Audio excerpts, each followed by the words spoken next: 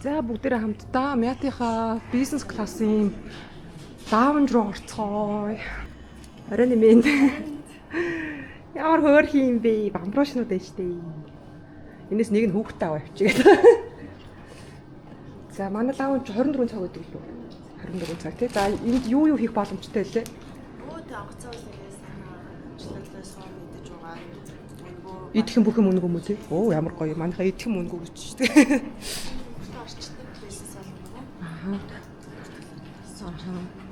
За тэгээд орохоос өмнө ерөнхийдөө нөгөө орцсон л бол хийж удаа сууж болно тий. Ер нь бол лимит 3 цаг. Бизнес бол цагийг зарлах.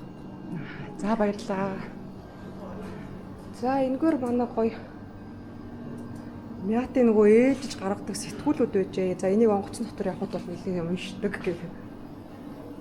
Гэтэ энэ нөгөө нэг миний харж ирснээр бол юуныхаас Хонконгийн бизнес лаунж хамаагүй гоё байна манайх. Вау, энэ хараа, энэ хаа нэраа.